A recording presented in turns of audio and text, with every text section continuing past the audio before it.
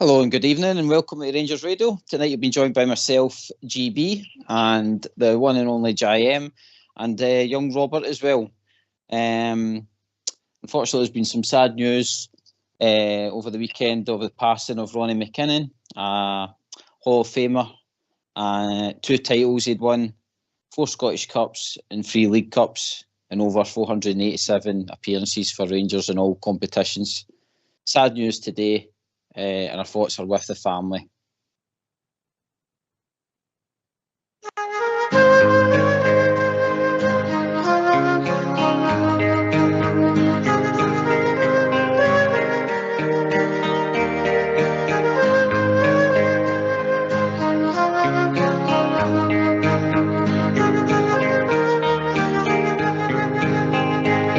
The time has come to say goodnight. For every road must end to the ones who care and are always there. A very special friend. Let's say goodnight to those we love and maybe shed a tear. But before we close, let's think of those where love will get me.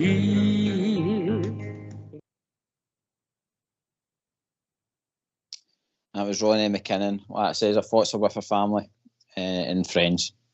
So we've been joined by JM and young Robert tonight. JM, how are we doing? Ian, JB, all good, thank you, mate. Yourself? Yes, very well, mate. It's start of the week, so it's kicked off nicely, especially with the weekend's results. Robert, how is yourself, mate? Yeah, I'm not bad, mate. Absolutely loaded to the cold right enough, but soldiering on. And just echo what you said, mate. All thoughts and prayers are with Ronnie McKinnon and those connected to him and his family, of course. Good Well tribute said. there, mate. Well said, mate. Well said. JM, Ronnie McKinnon was a no-nonsense defender from what I'm reading. Unfortunately, I've only really seen stuff from like clips in the YouTube and stuff like that. But I think we could be doing with a no-nonsense defender or now and amongst our defence, huh? Yeah, I think maybe a few of our guys could do watching a few of them clips, couldn't they? Definitely something a bit of the old school that we could have done with. No, but great last watching him. What a great player he was. Yeah, and then a great servant, Robert, from what I was reading as well. 12 years he was with the club and had a good Scotland career as well. I think it was 28 caps he had. So, yep, brilliant. It is indeed, mate. It just shows you how times change in football. He was there for 12 years. You don't get that anymore. So, a lot of commitment he gave to the club. I'm sure he will be missed by those connected. Again, it was before my kind of time as well. Seen clips and tributes over the kind of past couple of hours. But yeah, a great player, a great servant. And as James said, maybe some should look at what that means and what it was at that time to be a Ranger. It's certainly never changed, and I think maybe one to look at and reflect on. Well, hopefully, that says when we hear from old Davy and maybe Bob the other night, if they're about, they can maybe tell us some fun memories or anything like matches that they've seen of Ronnie and that, they can get in touch. But back to the here and now, JM. It was a weekend. It was a very important game for Rangers, more so Michael Beale, I would say. And your thoughts, mate? Give me your thoughts of the game. Yeah, very, very important game for the manager. Obviously, he'll be happy. Pass was flying, got his 3 points. He'll be happy with that. Most important thing, obviously, was the win, wasn't it? And getting through was the performance exactly where we want it to be? Obviously, we'll go through it in more detail. Probably not. But I think on the back of a couple of results of what we've had recently, the most important thing was winning a clean sheet, and we got that. Robert, mate, and probably in better times, going up to St Johnstone and grabbing a 2-0 win and back down the road wouldn't be a bad thing, mate. It's still not a bad thing now, but I've still heard a few murmurings that the fans are still no quite there yet with the performance at the weekend. I think that's the thing we look at now, mate, is the performance we get from these players. We've spoke about it quite a few times here, that Beale's got this identity and he fast-flowing attacking football from the off. We've still not seen that, but if you're going to give yourself a 2-0 victory every week, you're going to take it, regardless of the performance. But yeah, you do want to see the performance levels rise. But as GM said, it's 3 points, it's down the road, and it's a big couple of games we've got coming up. I think is it 7 in the next couple of weeks. So it's an important stage for the club and for Michael Beale. One slip up could be question marks again, but it's a good start after the break as well. It's good to see some players like Roofe and Lawrence getting the 90 minutes. They're kind of like new signings for Lawrence, in my opinion.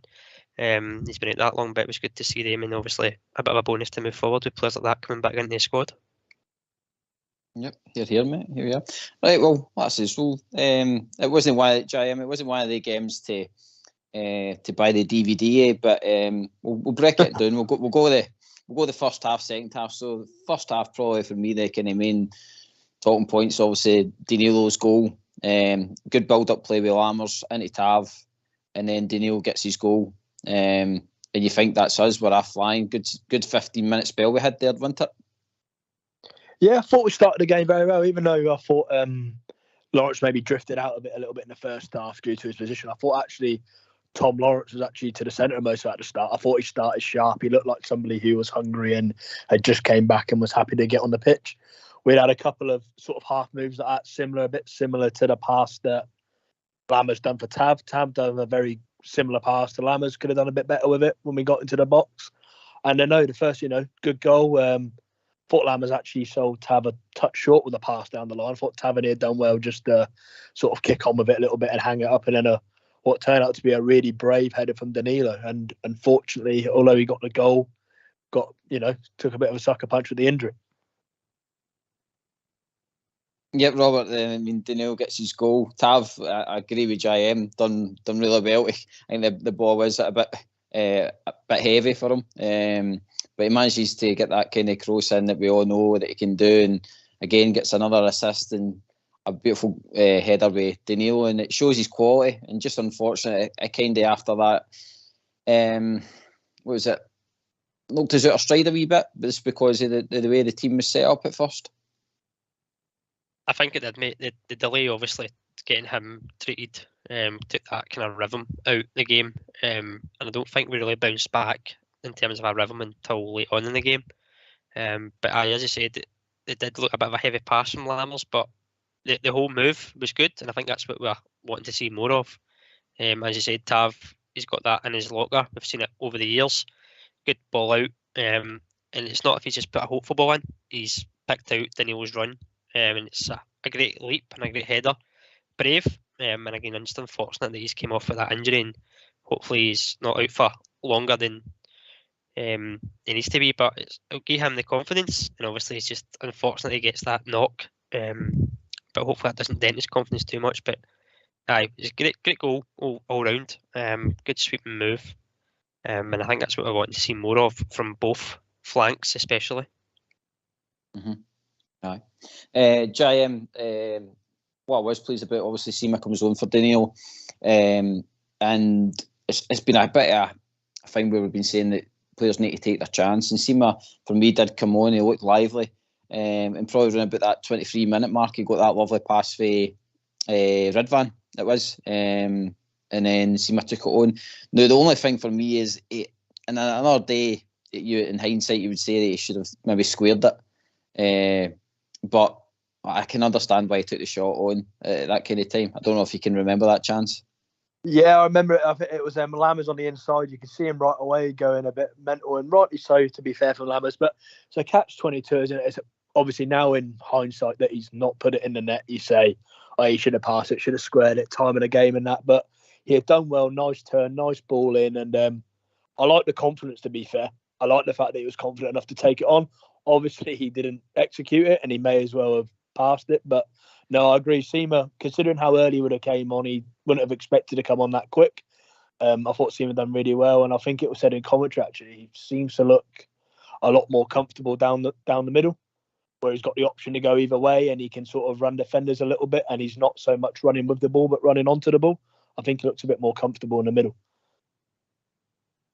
Aye, Robert, I did like it that he came into kind of Daniel's position and he looked a lot better. I remember in the pre-season game with Newcastle and he played that similar position. He was more central.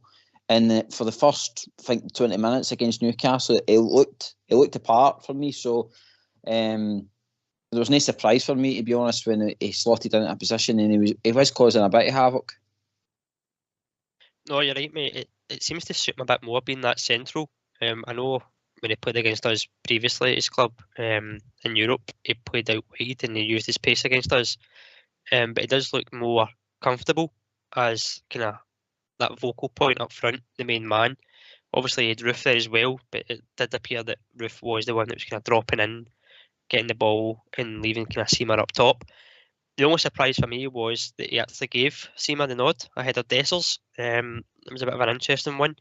I'm sure we will have a different opinion on why that may be, and it'd be good to hear the callers' thoughts as well if they were surprised with that. But I think, as you said, it grew in stature as the game went on as well, and he took his chance. And I think he's obviously recognised that it was a chance to get back into the squad now with that injury to Danilo. And that's what you want. You want players to come in. Obviously, you don't want it to be an injury, but you obviously want players to come in and take a chance, especially with these big games coming up, European games, and so on. So certainly took his chance, and more central does suit him, in my opinion. JM, obviously, we kind of just marched on to the end of the first half there. And just overall in the first half, the challenge on Danilo, do you think it was a lot of people say it's two players coming together, challenging for the ball. But like I says, if you've seen that, if a player came in like that on his feet into a striker or something like that, then you'd probably see a straight red there, mate, to be honest. Yeah. I think the boy was out of control. Yeah, it's one of them. It's a tough one, isn't it? You'd be annoyed if Golson or Suter and that had jumped in and you think he's trying to get it sending off. What is funny, I've been watching a bit of a Rugby World Cup, if you even touch the head, you get sent off in rugby, so it's not a red card in football, but it is in rugby. But it's I don't know. I think if you start doing that, you get a bit like rugby's going. You start getting people worried about the contact for the game and whatever. It wasn't like the guy led with an arm or anything like that, was it? He was just probably caught being a bit slow, unfortunately. And then 9 times out of 10, that's maybe a knock on the head and he'll have a little shaky move. I was just obviously a bad bit of luck where he's caught him. I don't think you want to see people start to get sent off for that myself. No, definitely not. I think we don't want to give the VAR team any more decisions to make, and like I says, we'll come on to that. So it's a phone-in show. It'd be good to hear for the Bears. Like I says, memories on Ronnie McKinnon, thoughts on the game at the weekend. As we've said, we're just critiquing the game. We're just giving our thoughts there. It wasn't a vintage performance, but like I says, we'll pick the bones out tonight. So let's hear from you. Why don't you give us a call on 0141 356 1972. It's your show. It's your platform. Let's hear from you.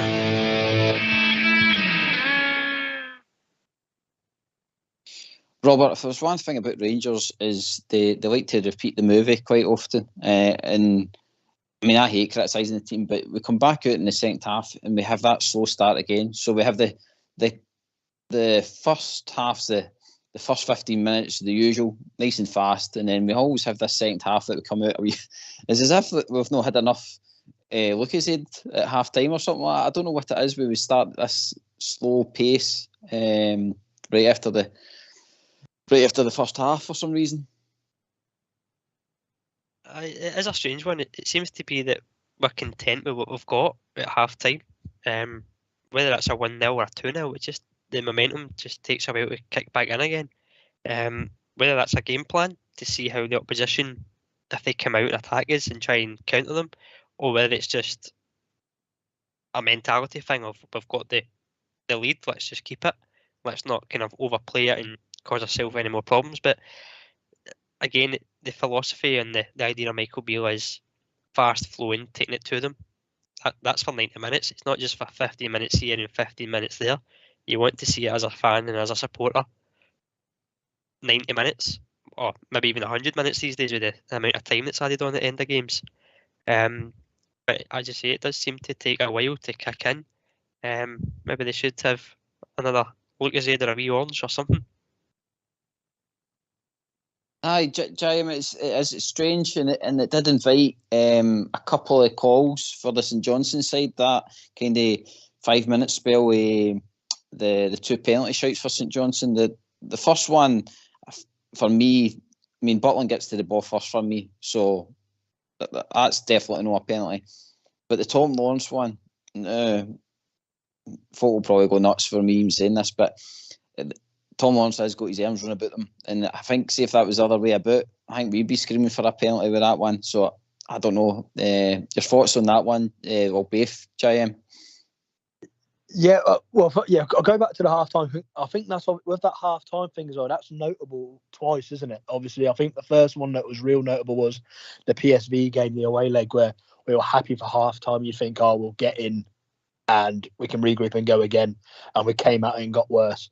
And just secondly, there in that game against St Johnstone, we sort of, after it went a bit flat, I thought halftime came at a good time, and then, like you say, it sort of invited on them penalty claims. I actually thought kind of the opposite way to you there, GB, and not probably to Phil. I thought we got lucky on the first one. I thought that was more likely to be given because the way the short back pass invited it, the way the striker nicked, and I think, see if the ref does go and give that, I don't think it gets overturned. Whereas I think we got away with the second one due to it being a lot of that goes on in the box. And thankfully, the ball was probably not going near where the guy was going to header it. I think if that ball's maybe whipped into the near post and Lawrence and him going towards the ball, we might have been facing a penalty there as well. Aye, no, I mean, for me, I wouldn't give the two of them, but I'm just the second one for me is, remember that one? I think it's Big Catix. He was, I can't remember that other player's name. It was in the Old Firm game anyway, in the penalty box, and there was that kind of grappling going on, and we ended up getting a penalty against us for that. It's I'm not saying Lawrence shouldn't do what he was doing, but it was just that we're inviting. Give him a decision to make. That's the word I was looking for. Thanks, Jim. Aye, they're giving him a decision to make, and didn't they? See, when they were reviewing it, I says, I bet you they're going to give this. And but again, we go away for it, Jim, and we pressed on, and it's again we get the two things given us, but then comes the big talking point, and it's Big Sima again. He gets the offside with Roof. Was it offside? I mean, they're only really showing us the one line. I've heard that there's two lines they get to see, so I don't know. But for me, I thought the rule was that if the attacker and the defender are the exact same, then it goes in the attacker's favour. So I was very surprised it was an offside against Sima. Yeah, you know what was funny? You see, watching it, I was not again, just watching it on the telly. You see on the telly when he went through, I thought miles offside because you see the way he came back from the middle. I thought, oh, he looks miles offside, but then they let it go and they play it on, obviously, like they're supposed to do. I don't understand why the linesman's flag originally went up so quick. But then as soon as you see the replay, I thought, oh, we're getting a goal here. There's no chance. I think even McFadden said, he goes, oh, he's onside. And I was under the same impression as you. I believe when it was that tight, when the line sort of overcrossed, I thought the benefit of the doubt was supposed to go to the attacker. I mean, you like to think that they've got the lines there and maybe we've not seen one that they can't get it wrong. But I just think you don't know with the VAR we've got up here at the moment what's going on. But I was surprised it got chopped off. It looked a good goal. Robert, your thoughts on it, mate? Again, from watching it did look like an offside in live play. But let's be fair, the angle they've used to show the line, the angle doesn't help at all. It's not straight on. You're taking it pretty much from the corner flag. So how you can make a mind up from that is beyond me. And again, as you said, it's meant to be striker's advantage. It is baffling, and I think that's the issue. It's the consistency, or the lack of consistency rather, between decisions that are getting made each week by the same officials, whether the referee, whether the VAR. It's the inconsistencies, and that's what's kind of costing us. I mean, we've had decisions now the past 2 games that are questionable, and lo and behold, I don't know if anybody's seen it, there's a very similar incident in their game at the weekend to what happened with Essers, and believe it or not, it's a decision that goes in their favour.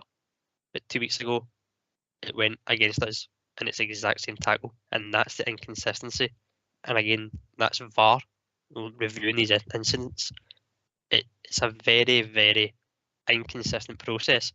I think VAR's here now; it's going to stay, but we need to have a consistency that is not favouring a single team. Aye. Jay, I think that's the thing. I mean, it's not just ourselves. I mean, I think even McInnes has been jumping up and down about VAR at times as well with some of the decisions, and it's just like it says that one at the weekend when the rule states, like I says, that the advantage goes to the attacker. If you can't 100% say that the boy's offside, then I just don't get it. I don't know why it takes so long as well for them to make the choice, because we've got the technology there that's meant to make it quick so that it gets back to the game. So I don't know where they go with VAR, because like Robert's touched on, there was that other incident at the weekend that everybody's probably seen as well. And again, it comes down to, as they say, refereeing decision, doesn't it, Jayam? Yeah, I suppose the problem is still individuals. You're still relying on individual decisions actually when they're looking at the screen. I mean, it took a while in England, didn't it? I mean, VAR didn't come into about this time last year, maybe even after the international. It didn't come in at the beginning of last year, did it? It was weirdly introduced during the season. So, it's still a bit of, if you like, teething. I remember it took a good couple of years for it to get a little bit better down in England. There was some real strange consistency and inconsistency with the sort of decisions, especially of handball. So it might get a bit better. It should get a bit better, but they could do themselves a little bit favour and at least do the same wrong calls and the same right calls. It might be a good start, and then we could all moan about the same ones. But when you're getting different decisions week after week for quite a lot of the teams, it's a bit frustrating. I think what would help, Giant, from my point of view, is that if they just, don't know, they released it through the media, their decision making, and then that would give folk a better understanding of it, and then it would maybe be not so much an uproar. But they'll never do that, because then obviously it'll just bring into question everything, won't it? But anyway, back to the game. We pushed on. I think it was around about the 78-minute mark where we've probably seen the goal of the game. And it was a great free by Raskin. He had one of his better games at the weekend, and then plays it through to Lawrence, and Lawrence just plays that first time touch through to Rabi. And Rabi's showing that he's got this quality about him where he can latch onto a ball and finish now. And I hope that's a sign of things to come with Rabi. He's done that twice now, or 3 times, sorry. And what I'm saying is, hopefully he's going to be a good contributor to the squad this season.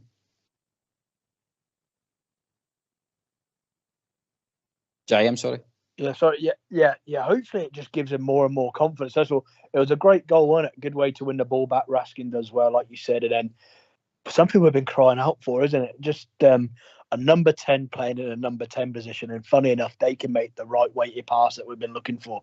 Plenty of space in behind the defence, which obviously you don't get a lot. They were pushing for the game then, and a lovely weighted pass. And just hopefully that continues to give Matondo more and more confidence, and then maybe the manager more and more faith in him, because you can't be knocking this guy's, I don't know exact stats, but the amount of time he spends on the pitch and the amount of goal involvements he's getting, it's impressive. So it gets to the stage where you start saying, well, can we start leaving him out our team the way he's playing? Well, like you says, mate, if he's got to get service like that, and I think, Robert, that's what the fans want to see. Mary, they want to see that quick pace football. They want to see that breakaway and they kind of passes. And hopefully, like you says, Robert, with Lawrence getting the 90 minutes, Roof getting the 90 minutes into the legs and stuff like that, then hopefully we'll start to see a structure that we're hoping to see, Robert. Exactly, mate. And I think quite a key point is Lawrence is fit now when we've lost Cantwell. And I'm not saying they're very similar, but the way that Lawrence can find a pass and Cantwell can find a pass are very, very alike. And it was a very good, quick move, as you say, Raskin with the feet. But the first time ball from Lawrence was inch perfect for Matondo. I actually thought he had a touch. I don't know if you've seen the angles. It kind of bounces up and comes off his knee, but somehow it's still under control. I don't know if that's skill or just luck, but he takes his goal really well. And I think that's a key point that Lawrence will bring to this the squad just now, and if he keeps fit, he done it again. A couple of minutes later, he put a first-time ball through to Roof, and I think he just put it by the post. But it's that quick movement. He's like one step ahead of the game. And I think that's why Lawrence could be a key player over these next couple of games. I don't think he'll start every single one, just given the fact that he's obviously been out for such a long time. But GM's asking there about Matondo. Can you afford to maybe not start him? Just now, I would still see he's an impact player. But if he keeps doing what he's doing when he's coming on, he'll be champing at the door asking for a start. He did obviously get it in Europe and didn't play great. Done a bit of skill and hit the post and wasn't far away. Then kind of fell out into the bench again. But he's one of those players. He's like a Sakala for me. He's got the quick feet. He's got the finish at times. How is he going to fit into the squad? Is he going to be a starter? But again, it's a good decision to make. And with players going out injured, players coming back from injury, it's all about taking chances. You mentioned that earlier on, Missima. He's took his chance.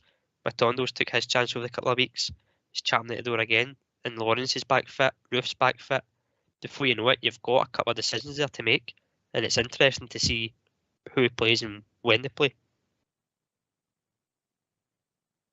Jay, I mean, like I say, if we're creating chances like that, then I mean, it's not until you sometimes watch back the game. I mean, when you're sitting watching it live and stuff, you kind of get sucked into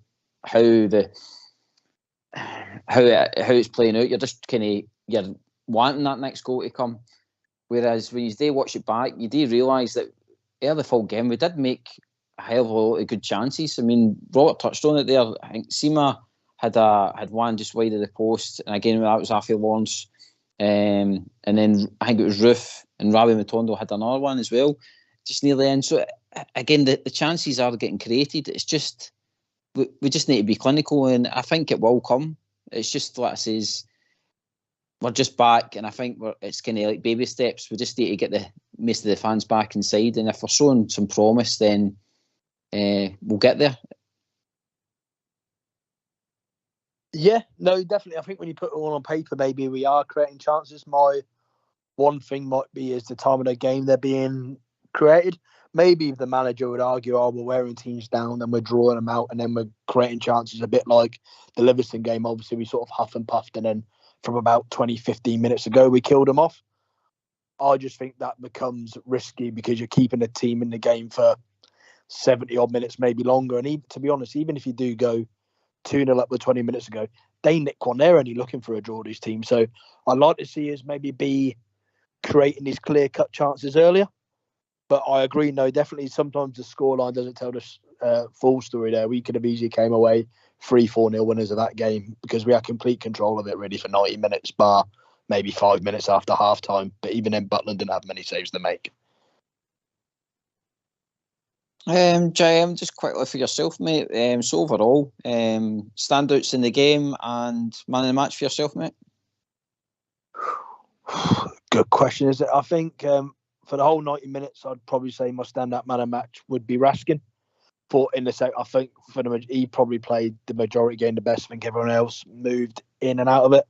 Another standout, I'd say, for the way he applied, well, two of them maybe for the way he applied himself. Seaman when he came on, and I thought Tom Lawrence, considering he hadn't played 90 minutes, the fact that he managed to play 90 minutes and then show his quality at the end, I thought that was a good sign. So Raskin, man of the match, and then Seaman and Lawrence for me. Good choices, bud. Good choices. Robert, same question yourself, mate? Overall, I'll probably go man of the match, Raskin as well.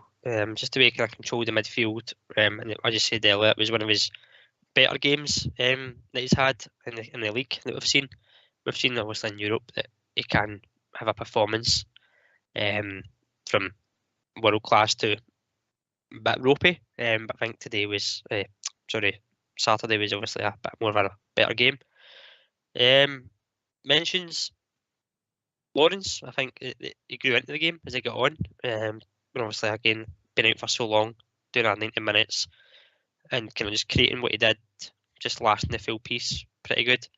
And I'm going to go a bit kind of left field here. I thought Ben Davies was quite comfortable. Again, he came into the squad, didn't kind of look out apart. He's obviously got a relationship with Goldson. did raise an eyebrow that he did start over Suter, but he didn't look out of place, and I thought he kind of handled it pretty well when it was flung at him, and his distribution was pretty decent as well. So that's probably my standout. So mentions that maybe were a bit surprising. I'm glad you brought Ben Davies up. We'll come on to him in a wee minute. But it's a phone-in show, so it'd be great to hear for the Bears tonight. So let's hear from you. Why don't you give us a call on 0141 356 1972. It's your show, it's your platform. Let's hear from you.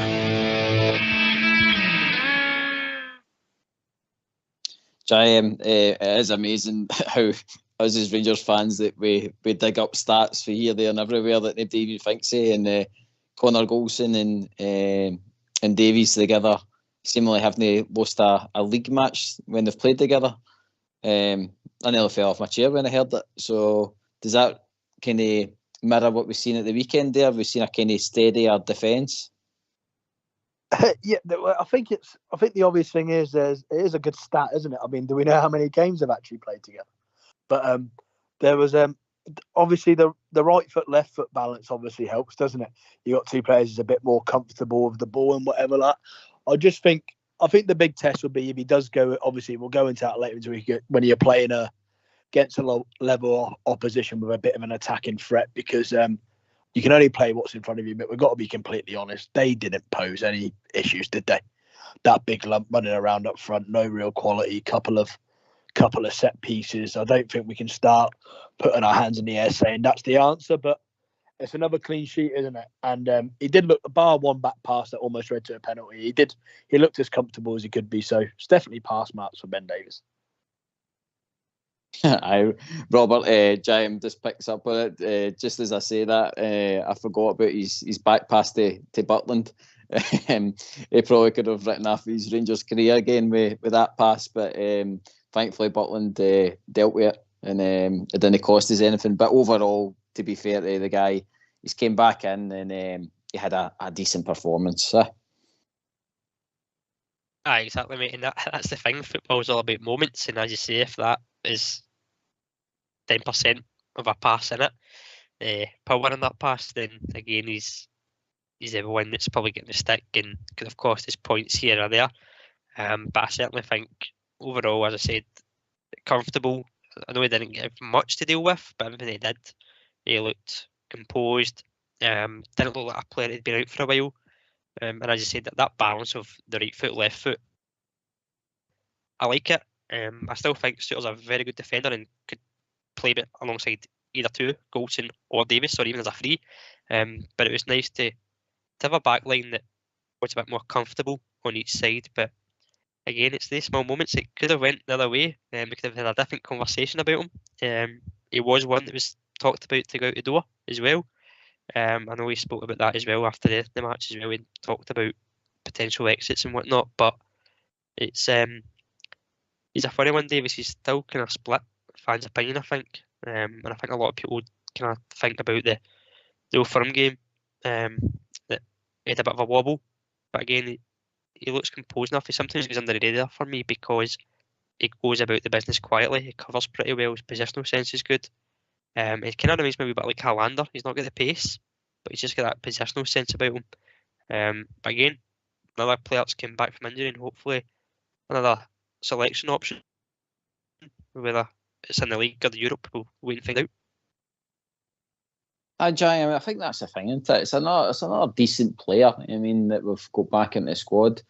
He has had his troubles, but I mean, if you look at it, Suter's had mistakes, Golson's had mistakes. So, in the end of the day, they're defenders. I mean, there's not just got to be still in there, not getting attacked or anything like that. I mean, so there is going to be the odd mistake for them, especially at our level. And I think the way, let's say, he applied himself, he had a steady enough game. I think him and Ridvan actually played all right at the weekend, and I says against St Johnstone, I'm not surprised that they were able to manage the game, no problem. No, and I think obviously you don't play in the English Championship, and then even though I know they were struggling for centre backs at the time, and it was a quick signing, you don't then get signed and paid by Liverpool if you're not any good at football. He's got to be a good player. There's definitely something there. You can see he's composed. He's big. He's got some attributes. Maybe lacks a little bit of pace, but again, he probably got a little unlucky last year. I mean, wrap the stats again. We had a lot of bother with centre backs last season, and there was a lot of chopping and changing and different things.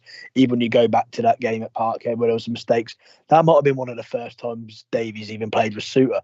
There was a lot of chopping and changing. A bit of luck, he can stay fit for coming months, season, whatever. And you can start judging him once he puts a run of games together. But I don't think it's fair to write him off. I mean, I didn't think he was going to be here when the window shut. But like Matondo, and we're talking about these two now. But good luck to him. Hopefully, he just continues to improve.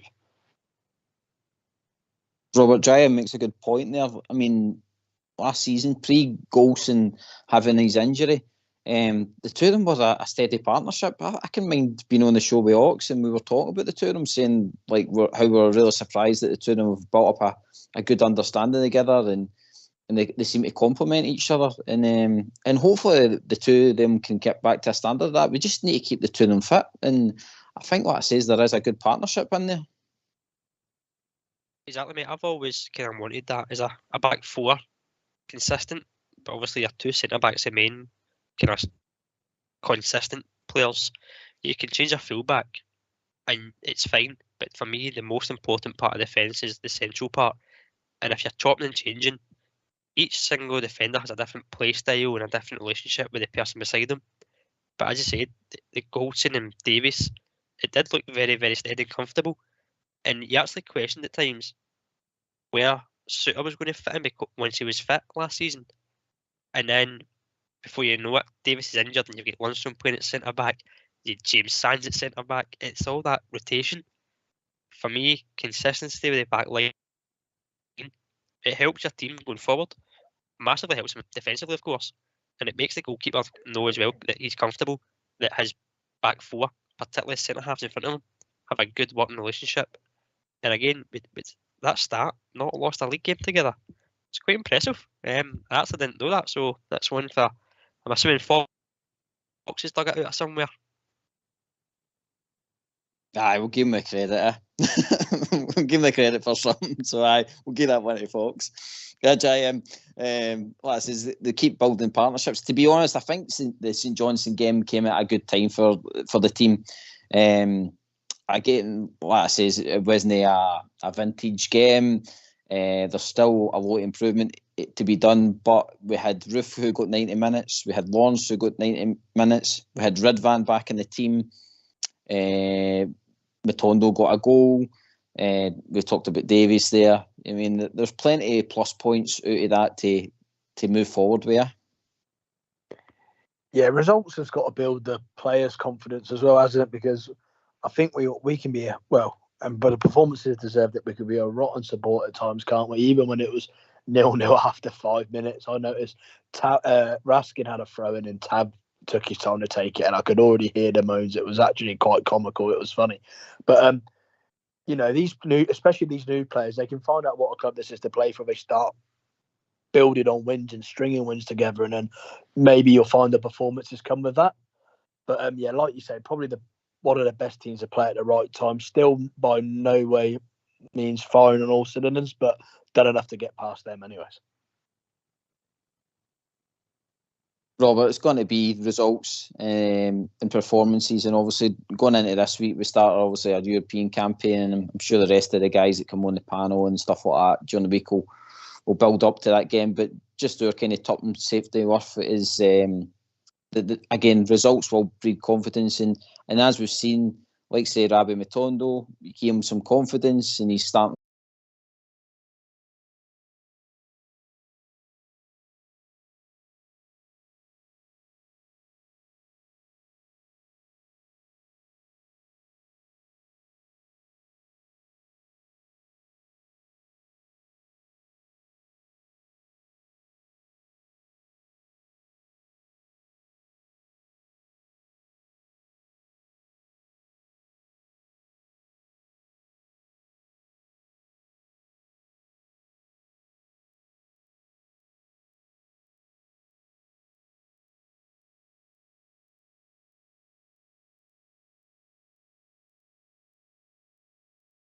think that's it, JM. The like say Bruce goal counts, and that one with Seema, if he just squared it to Lammers, if that went in the back of the net, that's you up at 4-0. I mean, people would probably be singing the team's praises and saying it was a fantastic performance. I mean, it's small margins in our team, and I think what it says, once things start clicking, then there will be more confidence in the team. The fan base will start getting a wee bit of confidence back in the manager.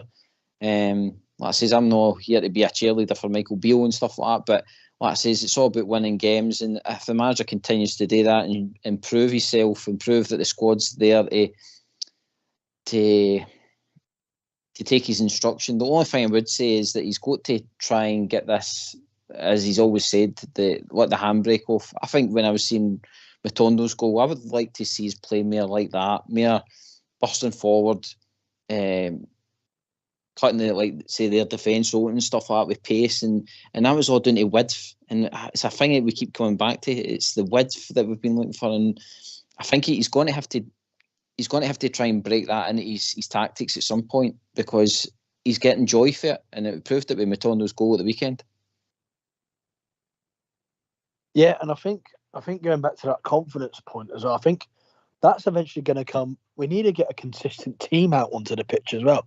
Obviously, I know we're going to struggle with Danilo. Obviously, he started to get injured. You can't obviously help injuries, but surely confidence and performances and partnerships, like we talked about with Davies and Goldson, whether it be if he's going to go with Raskin and Lundstram as his two sitters, that's how he's going to play. If they get to build a partnership, if it's now going to be, it seems to be now that that's a couple of games away at Ross County, away at St Johnstone, and even the home game to them there. You don't seem to play Rufus at number 9. He's playing him as at number 10. Not my preferred position for him, but that's where he's going to play it. Can he build a partnership with now either Seema or if it's going to be Dessers? We need to start building partnerships. You can't expect a side to constantly do better. I mean, there was 5 changes there, and probably rightly so, the international break and how poor the performance was. But I would like to see a lot more consistency in the team. I know they might say that's hard with the Thursday, Sunday, and maybe Jack and Lundstram, maybe say they've not got the legs to do both, maybe more Jack, but I'd like to see a bit more consistency, especially in that spine of the team, and I think that would help the performance and the confidence. Robert, I think I totally agree with JM. I think we need that kind of settled team. Unfortunately, we can't predict the future with like say injuries and stuff like that, because there you go, there's Danilo. Danilo was looking lively at the weekend, and I bet you a lot of the fan base were probably applauding that he got his start up front, and he gets that goal. I mean, it's a header. I mean, it's something that we've been lacking. The only other guy I've kind of seen doing that for his up front as a striker has been Roof, and if you've got the two of them together, I mean, that for me would have been a right deadly partnership. But no, I says it's going to have to be Seema that steps up to the mark there, I think. And I says if he just gets a wee bit of consistency going, then I think the partnerships will come along with that. The understanding, like say that stuff where like Seema wanting to square it for Lammers and stuff like that. And another day he'll make the right choice there. I mean, so I think we just need to get a wee bit of time. Then I think Thursday night will hopefully show even more confidence when we go out and we play a top side. That's the thing, mate. We're all saying here that we want a bit of consistency, but I don't think any one of us could predict what that would be. What would be the consistent starting 11? We've said it for a few weeks now that we still don't think Michael Beale knows his starting 11. Maybe he thought he had it, and then as you say, you get an injury, and lo and behold, it changes your personnel and it changes your focus and how you set up. And as you say, Roof and Seema is different to what Roof and Danilo would be. I doubt for a minute that it would be one style for 2 or 3 different options. I think that's the difficulty, is the consistency.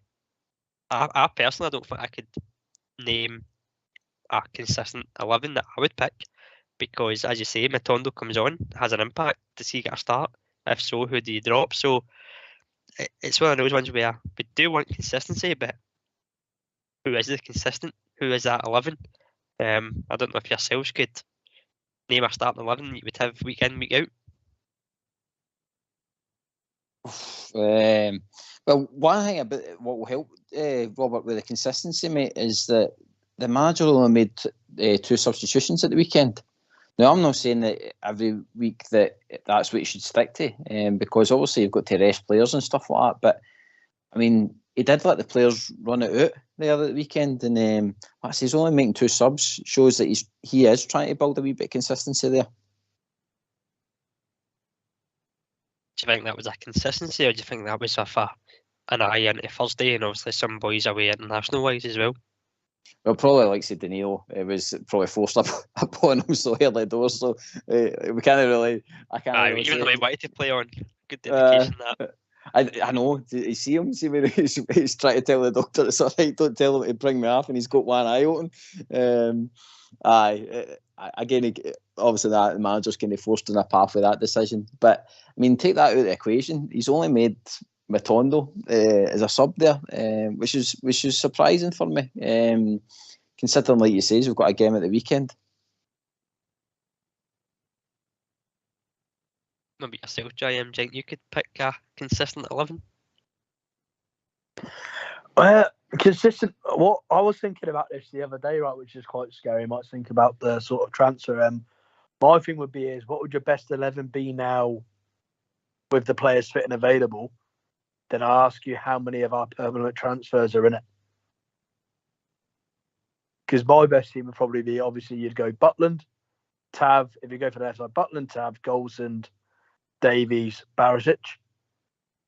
Probably, if I was going to do it with the players available now, be a 4-2-3-1. I'd probably have Lundstrom with Raskin, Lawrence. Oh, actually, good point. I'd probably have Lawrence, Matondo, and Seema as the 3, and then Roof up top. One signing from the summer.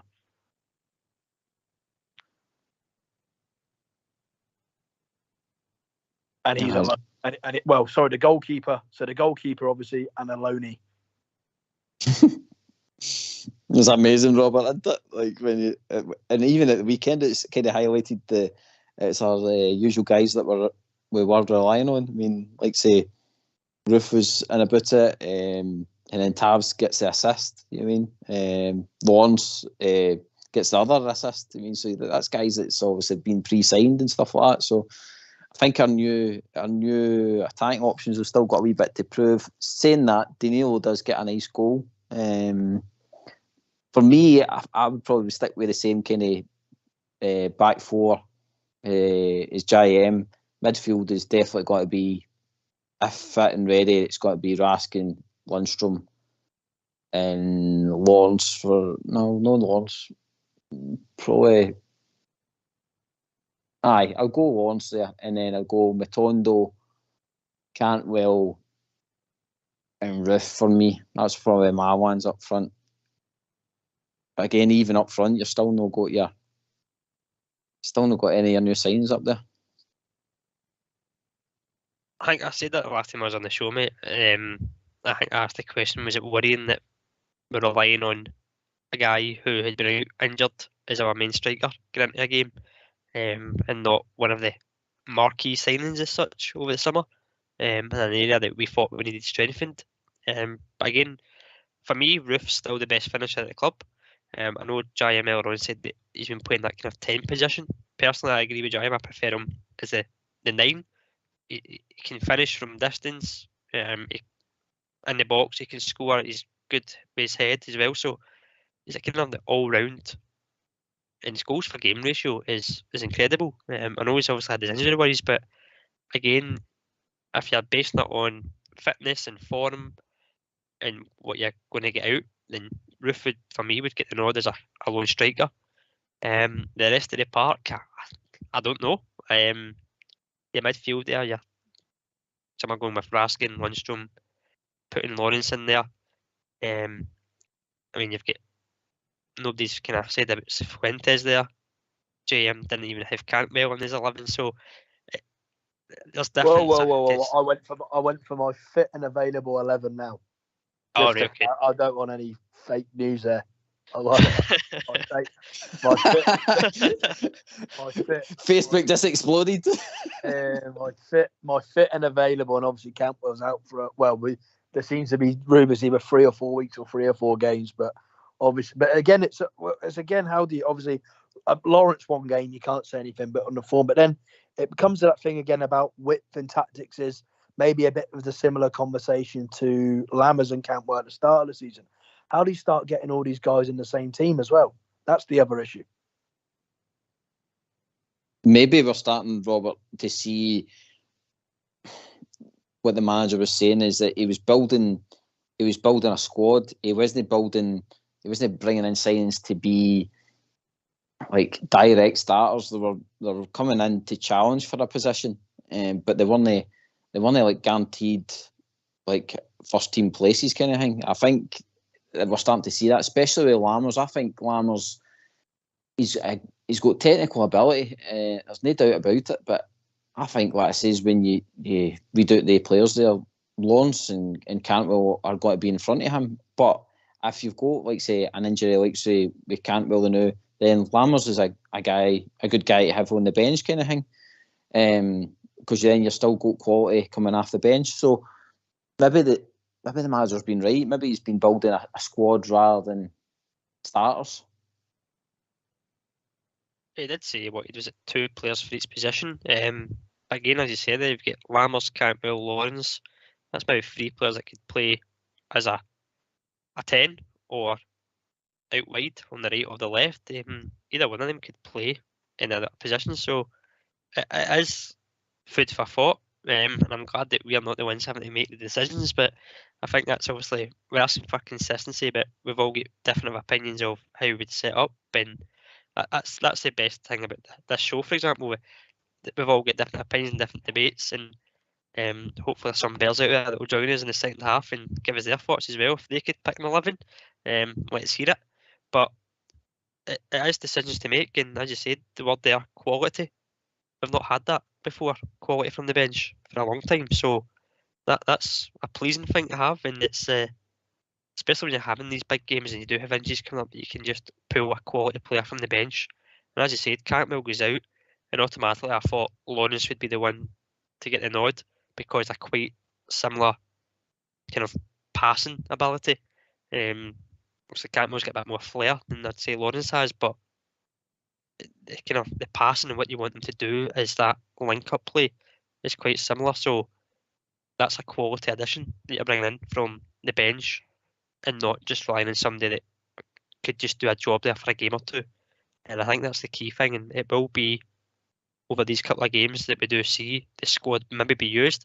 I know you said that we only made 2 subs at the weekend, the one forced, but it might see that settled starting 11, but then who are the key impact players from the bench, especially in these European games that are coming up?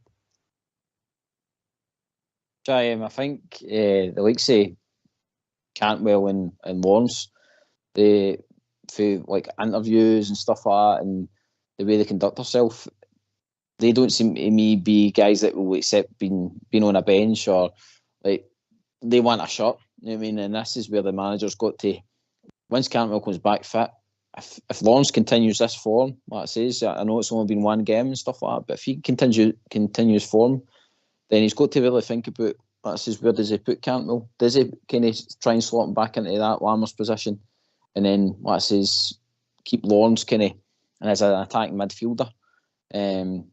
Because I think that, like I says, I'm hoping that he can get the 2 of them playing together. I don't really want one hindering the other, if you know what I mean, with one sitting on the bench for half a game and swap them out. I'd much rather have my best players on the park. Yeah, and you hope this is all stuff that managers think about before they sign players, because you want to be picking all your best players on their best form and then thinking, how do I get them into the team? Yeah, I think there is I think Cantwell can be a touch more flexible, can't he? I think what I've seen from Lawrence, even though Lawrence in Europe and stuff last season did play sort of a midfield sort of role, I think he's probably best a lot more central. I think even though they're similar, they play differently, I think Lawrence seems to be a little bit more efficient. Maybe doesn't have to be involved in the game all the time. He can sort of drift in and out and it won't affect him. He'll still make that pass like he did to Matondo. He hadn't had many touches up to that in the second half, and then he sort of controlled the game. Whereas I think Cantwell's somebody who, if your team's got quality all around the pitch, you might just have to rein him in a little bit and ask him to once the manager tells him and finds a position for him, which he hasn't yet, is tell him to stick to it, because I think he's someone that constantly wants to be involved in the game and isn't happy unless he is. So, yeah, it'll be an interesting one for the manager, how he's going to balance it, because your best team on paper, I think, both fit them two, but definitely get into your 11. Totally agree, bud. Well, we're nearly reaching that time. I think, I don't know, just double check. Aye, Fox is there. We're going to have a tune.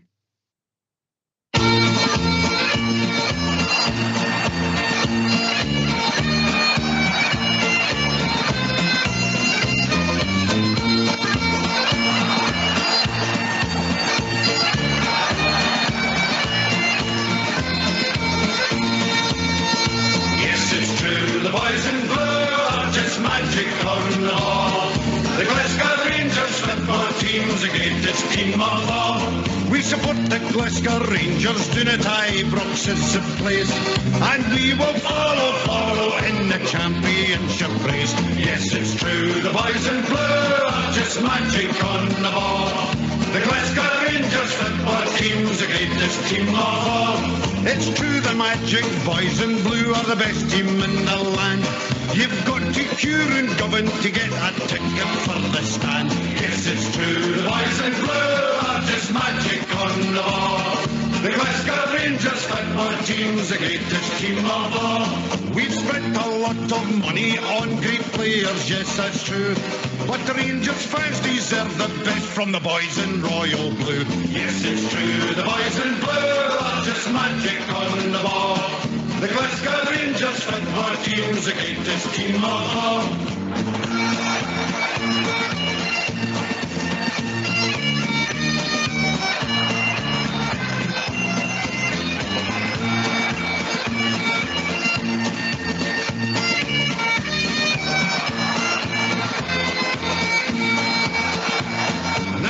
Ago, the story, it was dismal, full of gloom. Now we're building an extension for the Ibrox trophy room. Yes, it's true, the boys in blue are just magic on the ball. The Glasgow Rangers football team's the greatest team of all. In Europe, we'll be travelling by land and sea and plain. The teddy bears have got the bears and we're on the march again. Yes, it's true, the boys in blue are just magic on the ball. The Glasgow Rangers football team's the greatest team of all. Yes, it's true, the boys in blue are just magic on the ball. The Glasgow Rangers football team's the greatest team of all. Yes, it's true, the boys in blue are just magic on the ball. The Glasgow Rangers football team's the greatest team of all. Yes, it's true, the boys in blue are just magic on the ball. The Glasgow Rangers football team's the greatest team of all. Yes, it's true, the boys in blue are just magic on the ball. The Glasgow Rangers football team's the greatest team of all. Yes, it's true, the boys in blue are just magic on the ball. Why don't you give us a call on 0141 356 1972? It's your show, it's your platform. Let's hear from you.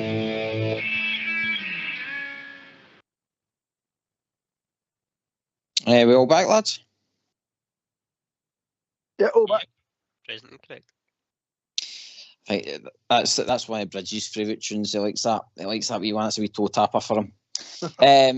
Talk about toe tapping. Last Bear standing there at the weekend took out a few hopefuls. We started with 28 again for Last Bear standing, and we're down to 13 already after the new week. So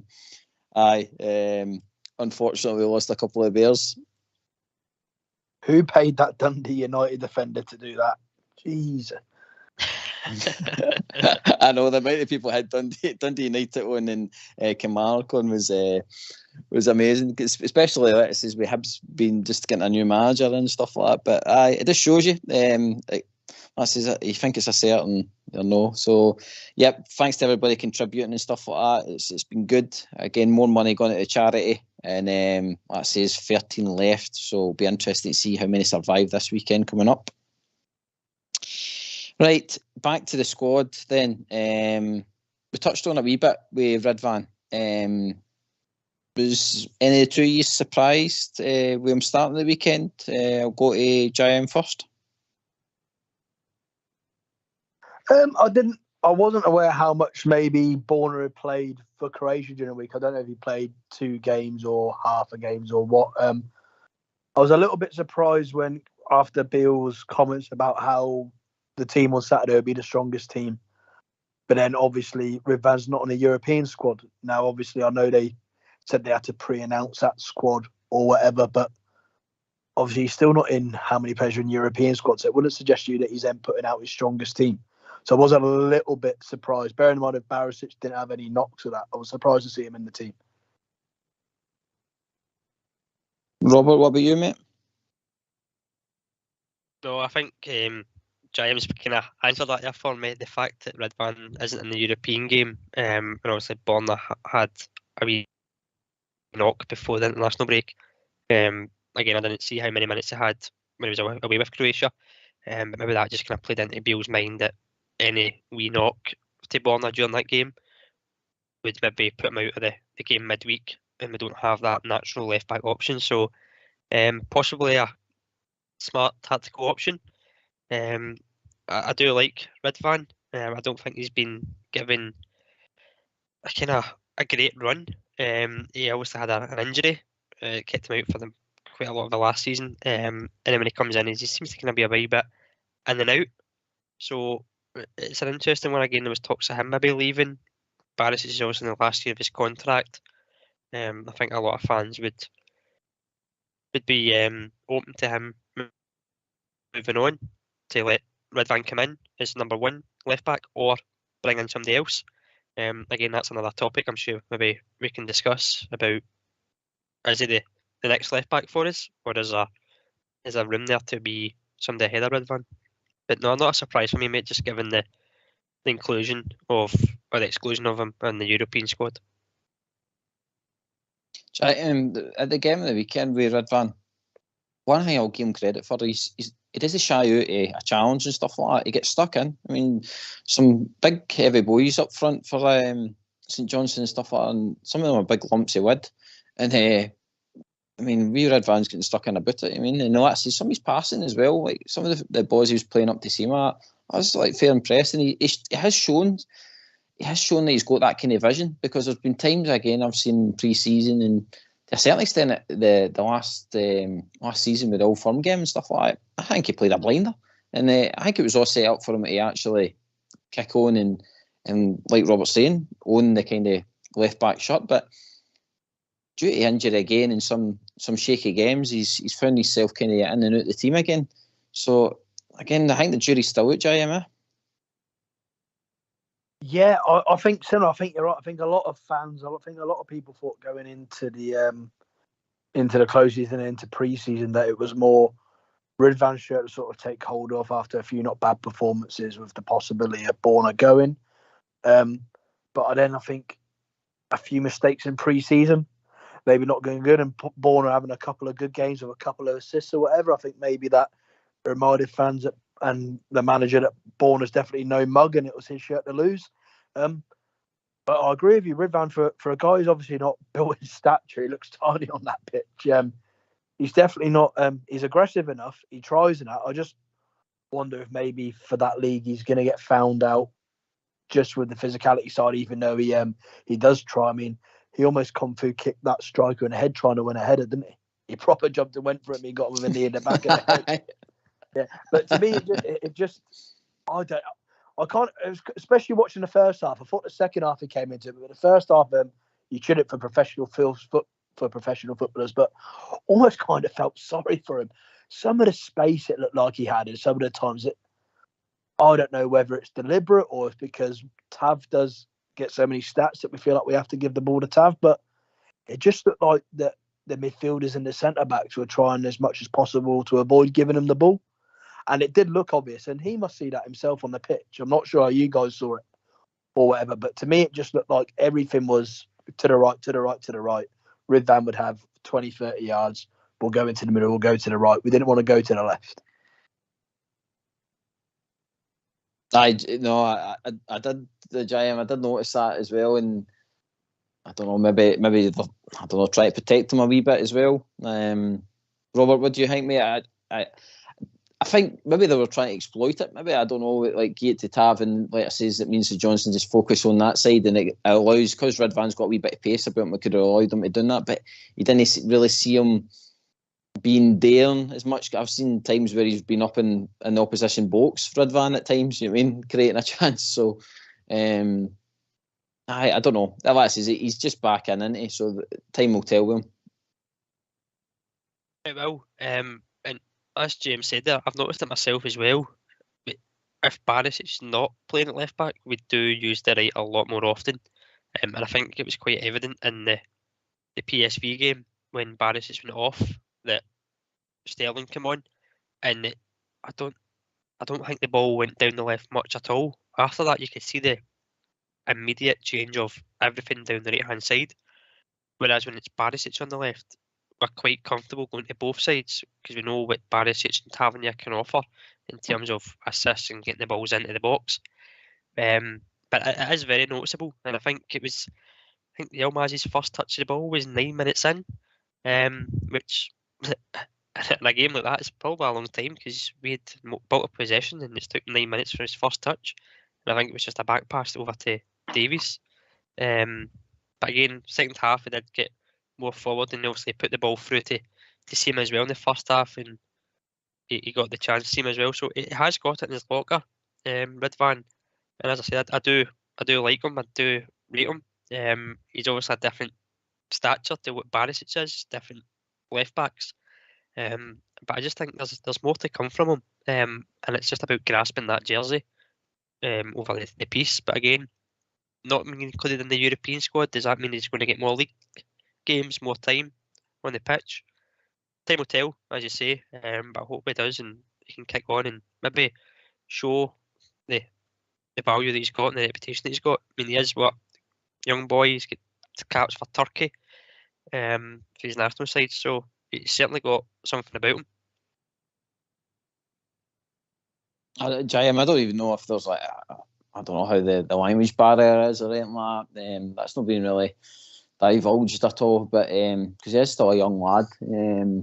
But for me, I think Barisic was obviously got to come back in Thursday, and if he has a decent game going into the weekend, I can't see the manager dropping Barisic. I can't see him like doing that kind of chop and changing. Like he'll keep Barisic just for Europe for the foreseeable. I mean, I think that says if Barisic is still whipping in crosses and doing what he should be doing, I think Barisic will hold on to the shirt, don't he?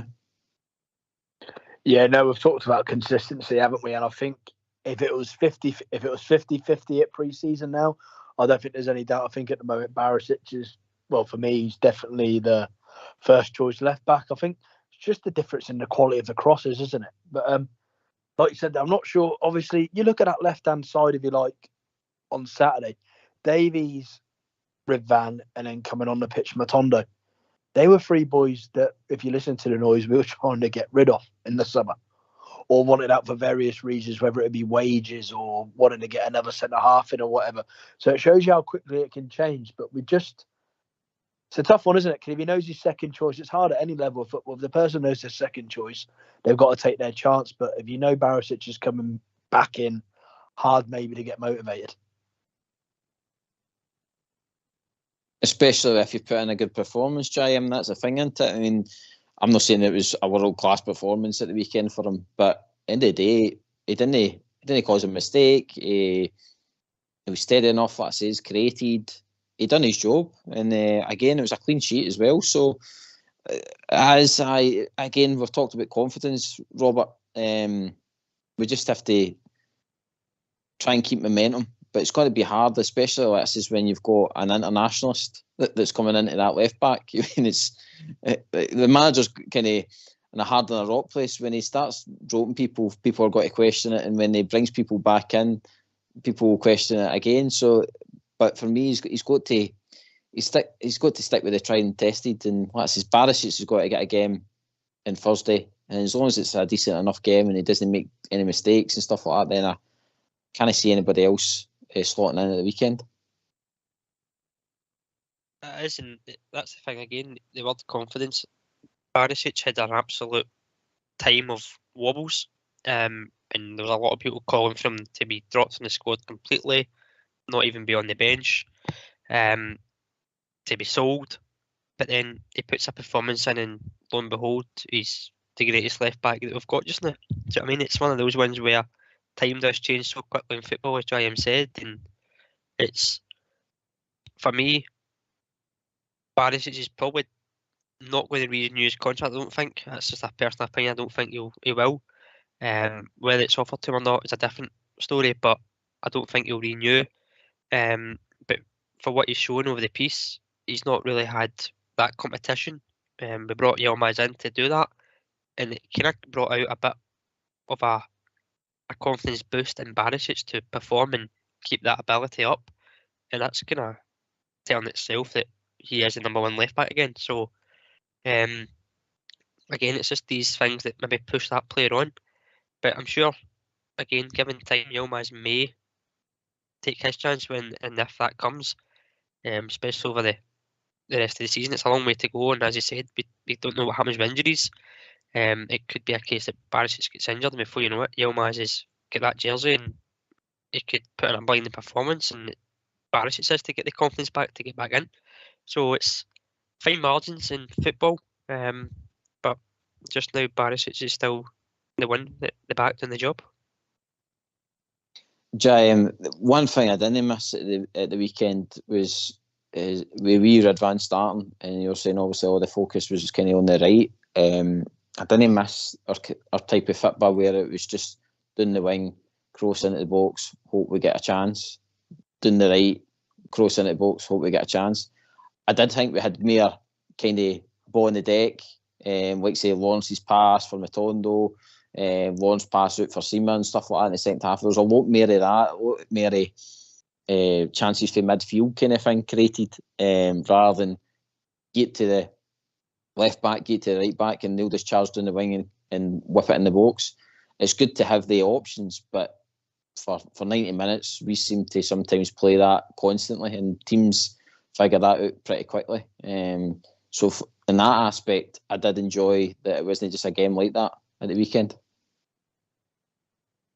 Yeah, it was something at times when we were struggling, we used to get sucked into when Alfie was up there as well, didn't we? We used to try and punt it up to him. But I don't know whether that's because we've gone from having Dessers, and it looks like we've been looking to play that long ball, and now we've had to obviously Danilo and Ruth different in stature, and you put definitely a bit more quality of trap in the ball than you'd have with Dessers. So suddenly now you've got Ruth, Danilo when he was in there, Lawrence, some tidier footballers. It means you can work them little short passes a bit better. Then it means you can get out wide, instead of crossing it from 30, 40 yards, you're crossing it like Tav was from the byline. But no, definitely, you've got to be able to mix it up, haven't you? You can't be constantly lumping it, especially when these teams line up with 3 centre-halves, 5 across the back, and sometimes we've only got 1 man in the box. It doesn't work. So we've got to be able to vary it up a little bit. But no, it's definitely better to see. Robert, Jai touched on a player there. It'd be interesting to get both your thoughts on him. Dessers. Where do you see him fitting in? Because obviously the manager at the weekend wanted to go with Danilo, which a lot of us have been shouting for. And then Seema obviously gets the chance. Dessers, I mean, to be fair, he had a decent enough game next to Ruth up at Ross County. So I don't know. Do you see him? Do you see him coming in on Thursday, Robert? I do. I think he actually will start on Thursday, whether it's as a lone striker or whether it's up with a Matondo or a Seema. I don't know, but I think he will start the game, just given the injury to Danilo. I know obviously Ruth's included in the European squad, but I just think the way that Betis might set up, that he'll go with Dessers. I certainly think he's still got a part to play. I wouldn't write him off. He's obviously had a thinking, Michael Beale, that he's not performed, and he's doing this rejigging to see who works to get that relationship, to get that consistency up top, whether it's a 2 or a 3. But I do think he'll come in on Thursday. as I said, whether that's with a Matondo or a Sima, I'm not sure. If from edging my bets, I'd maybe think you'll go Dessers and Sima, just to kind of have a stronger striker with a taller, faster runner in behind. But I certainly think he will come in on Thursday. It wasn't really a surprise that he didn't start, but I do think he will come in Thursday evening. Dessers, what's his? Robert thinks he'll come straight back into the squad on Thursday. Do you think the manager's kind of? I think he touched on it. He says that some of the new players have still got a lot to prove, or they should be shown more by now. Do you think that was a kind of sign of that at the weekend, that he kind of dropped Dessers to kind of give him that fire to push himself back into a starting place? I think he had no choice but to drop him following the performances and the fan reaction. I think it, along with having a £6 million striker that hadn't played, and with him not performing, I think there was no choice for Dessers not to start. He's definitely had a lot of chances. Interesting what you touched on there about him having not a bad performance at Ross County. I'd agree. I thought he looked better. So maybe it's not probably being unfair because he's been red rotten, to be honest. But maybe the fact is that we've not had enough people around him. Whereas when we played with Ruth next to him, he looked better. A bit like how Ruth and Danilo and Ruth and Sima look good. Maybe it's actually a shape issue and it's been unfair. We might see something a bit else from Dessers. But I think the fact that he's not even came on the pitch following an international break would mean he started. But then you've got yourself a player that hasn't played in, 2-3 weeks? And he's going to be starting a European match. Is that acceptable? It's a big ask, isn't it? I'll just cut across you. I think we've been joined by old Davey. You there, buddy? Hi, I'm here, guys. How you doing? Welcome to the young squad, mate. Welcome. Aye. I was just speaking to Oxford. No, I just was saying I'd like to pay a tribute to Ronnie McKinnon. I think it's should be fitting that he should be mentioned on this show. I grew up with that guy, that era. And, with the half-back line of Greg McKinnon Baxter. And that was privileged then to watch one of the best teams that we ever had. And he couldn't get a more of a gentleman, something like myself, right? But Ox will have something to say about that. But a great servant of our club. And I'd just like to hope his family are managing through a very difficult time. So I've seen many a great game with Ronnie McKinnon. One game at Parkhead, Rangers, when Rangers were really on top of that mob, and they were running 4-0. And the half-back line was Greg McKinnon Baxter. And wee Jimmy Johnston was gone nuts. Because they couldn't get the ball. He couldn't get the ball. But McKinnon and Baxter and Greg were passing the ball between them. And he was going about nuts. And the jungle was going crazy. And I've got to laugh at it. They call us the animals. You know what I mean? The jungle. Well named. And I was only about 14, 15, 16 maybe at that age. But I seen he broke his leg. I don't know if you mentioned it, but he broke his leg the season that Rangers won the European Cup Winners' Cup against Sporting Lisbon when they beat Sporting Lisbon. So that put him out for a year. But I just like to say they don't make them like that anymore, guys. No, Davey, I was reading that. I read about the broken leg bit and stuff like that, and I was wondering, obviously because the squad did go, and did he get any medals out of that, or was he exempt because of it? Because that way sometimes if you played so many games and stuff, whether you got a medal out of that. He actually played. He actually had a runners-up medal in 65, 66, 67 when they get beat by Bayern Munich.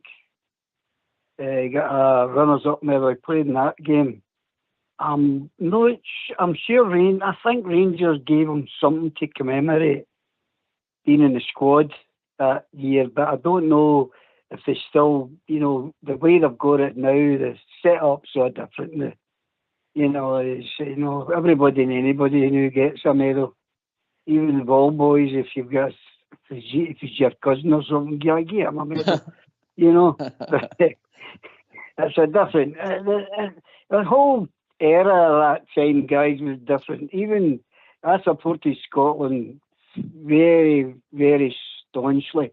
I can't say the same now, because that's, I think you all know the reason why I feel like that, because we're no Scotland anymore. It might be a Republic of Scotland, but no for me. But McKinnon was a marvellous man. He played against England as well in 3-2 game. So a great man. Oxley just dropped us a message there saying that, Jaime, you got a medal, Davy, for perfect attendance on the Rangers radio. So you're right, they give medals out for everything. Oh, he's whatever. I'll get you next time I see you. Foxy boy must have put you up to that. Well, you know him, mate. Nah, I must say, this is the best show in town, guys. And the guys that come on it, like yourself and all the rest of the guys that are on tonight, Robert and other chap, and we all play your part, and that's what makes us proud to be Rangers. Well, I'll bring it in. I'll bring in JM. JM, like it helps when we've got, like, say, Davy, where he can talk about Ronnie and stuff like that, and gives that kind of insight to what the kind of player was. I mean, there he's talking about when they're playing Celtic and that, it was a shutout. We would only dream of that. They knew that a couple of defenders would be showing their quality against, like, say, them across the city. Yeah, when was the last time we really got to see anything like that? I don't know. Yeah, it's great when you get the older guard on. It saves us having to read a few books and being caught out, doesn't it? But it's great to get all sort of views from everybody, and yeah, it's great to actually hear some people that actually have some memories of seeing them play. Robert, I think that David touches on something where it has changed times. We talk about Scotland and stuff like that, and to be fair, I think it's something I would like to see Rangers to have more of. It would be nice to see more Scottish boys, Rangers supporting boys coming through our squad, because as we've rhymed after the night, we're talking about players coming in and out of the bench, coming back for injury. There's no too many Rangers Scottish boys in amongst that, is there? No, there's not, mate. And that's when you maybe start to look at the academy, and they're the ones that are meant to find the best young Scottish talent and build them up for the first team. Again, in my opinion, there's a big gulf still between the first team and the youth academy. I know obviously Leon King, Alex Lowry, we've seen them play within the squad, but you can see the kind of different levels that there is between the young boys. Don't take anything wrong away from them. They're there on merit, and I'm sure they've all got potential. Whether that's with Rangers, hopefully it is. But as you said, you want Scottish Rangers playing for the jersey, and as David said, they're not made like that anymore. 12 years service at one club, not many players do that these days, and again, not many players play for the jersey either. So yeah, I think that's what we need. We need those who know what it means to have that badge on your chest every game, and that's something that maybe lacked over the years, and certainly in general, just at Rangers alone, but certainly more Scottish talent. Whether you're a fan of the national team or not, it helps them in a way, suppose, going forward. But as a club, first and foremost, of who you represent and who you get paid by playing with, you want to have the best young talent coming through, and hopefully we do see some more of that coming through. But there is a gulf, and I think that's when you need to look at that academy, kind of the link up with them. Aye, David, do you think that if we did started getting some of the good Scottish talent, I mean, end of the day, we need to build a squad that can push for titles and stuff like that. But there's certainly been players out there that, like, let's face it, who could have done a better job than some of the players that we have signed. And I think it would probably bring back that connection to the Scotland squad again if we've seen some of our younger talented players breaking through into that international stage. What do you think, Davey? Yeah, I would agree with that in a sense, but I don't think there's I mean, if you looked at that last game, the quality, it wasn't there. It might have been against Cyprus, but they get found out against England. That's something you're not supposed to say, but it was there for everybody to see. But I just don't think we have got the quality in the leagues or even in the English Premiership or wherever they play. I just don't think that we're bringing any kind of talent through. Maybe youth level, but nothing in the professional, to talk about, to bring them to that point where you could say he's got something. But you could do that in my day because they wanted to play for Scotland. I mean, it's just like when you get back to who wants to play football now at that level. And they would rather just sit there with a Nintendo and knock their melt out and run up an electricity ball. Aye, Jaime, I think I don't know. Like, I mean, we've been touted with like fans wanting Shankland in and stuff like that, and like players that have been up for grabs, and we've maybe just not been maybe right player, wrong time because our scouting system hadn't been set up right at the time. I mean, probably the one that jumps out to me is probably young Ferguson. He was at Halmaki's at the time, and he looked a decent, steady player then. And when you've got the likes of Derek McInnes wanting to take him to Aberdeen, why is your scouting system not picking up on that? You know what I mean? That would be my question, Jaime. Yeah, I don't know whether as a team or ever we became a little bit sort of arrogant and maybe a bit snobby of our signings, thinking we have to go abroad and get these players that maybe sound better than what we do. Yet again, we did. We maybe got stung with a couple early doors, sort of Greg Doherty, Jordan Jones, a couple of others maybe that didn't quite work out. But you have got to try. You've got the pick. You've got the pick there as a Rangers fan. You can pick the best players, and Ferguson's one, Doidge is one, Shankland or Nesbitt, one of them. I mean, Nesbitt's firing goals in the Championship. You're telling me a year ago we couldn't have went and got him? I think we missed out on some steals just from maybe being a little bit arrogant and maybe a little bit of the bridge man not wanting to give these clubs the money they're asking for either. But at the end of the day, we've got to try and make our team as competitive as possible in the Scottish League. As teams in the past, like we've snatched up players for our league and they have contributed to titles, I suppose, mate. I'll just cut across. I think we've been joined with. I'll say Robert, and when I talk to the both of you, Roberts, I'll say Robert on the show, and then Robert. How you doing, Robert? Loud Robert. I'm Loud Robert. Right, we'll go for Loud Robert then. Good evening, Gary, young Robert, JM, and Davey. And Davey, I've got to say, brilliant tribute to the great, a proper Rangers legend. The great late Ronnie McKinnon. Great, you summed it up well, Davey. Well done, pal. But good evening, guys. Thank you. Evening, Robert. He was a proper veteran Rangers legend. Proper. No, Gary. Listen, I wasn't going to call in tonight, but I just wanted to give my wee bit of support to the show because it's always good to come on to Rangers Radio. Positives. Delighted we got the 3 points on Saturday. Obviously delighted. But my two main positives about that game was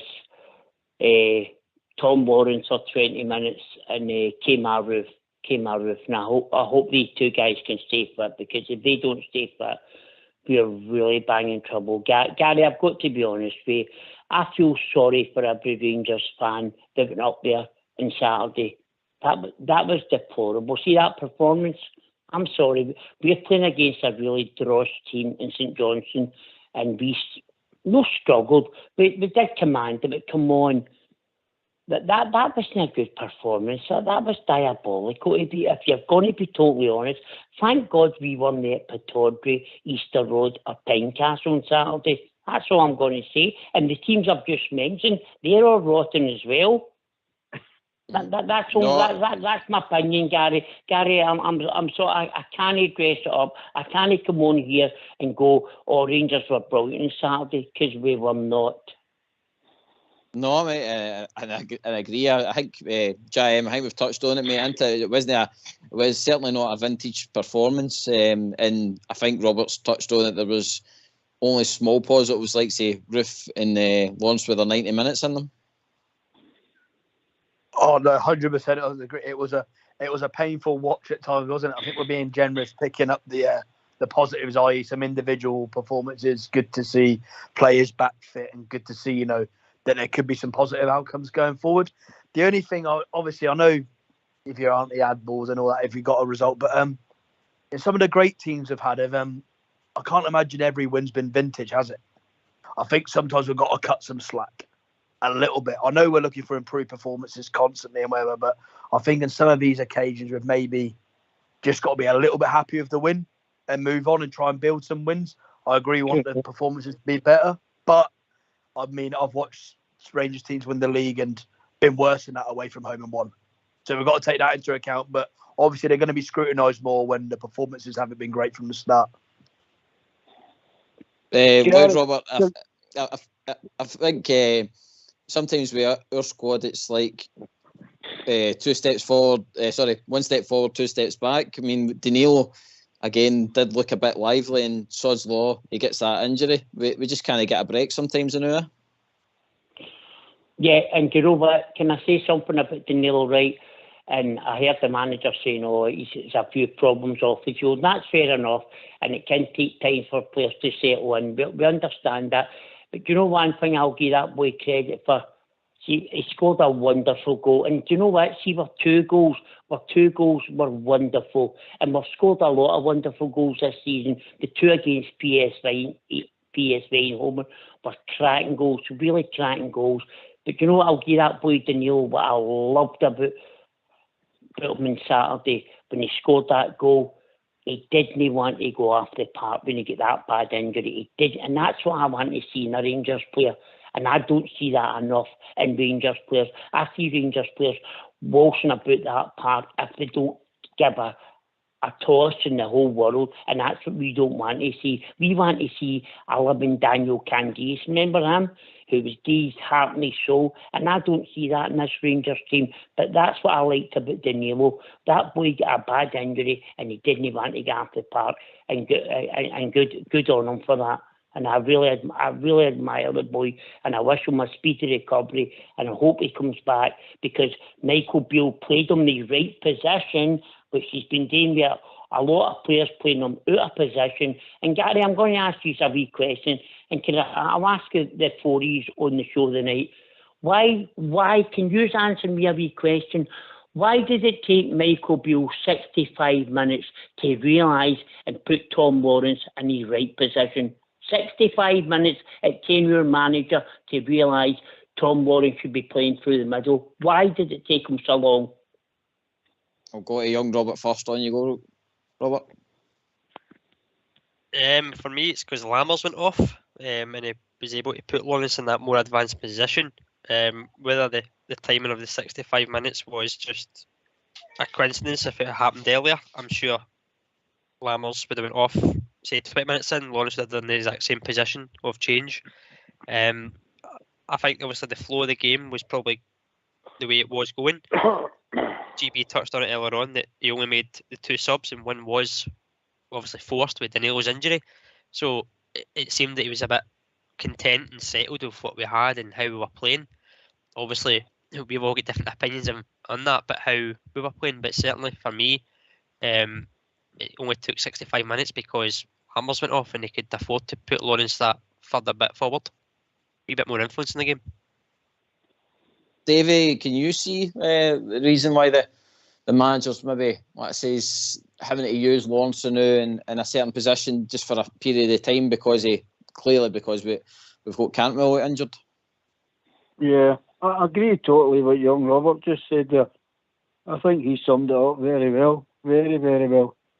I think it's in between all our moans and groans of late. I think they were missing something here about playing that game.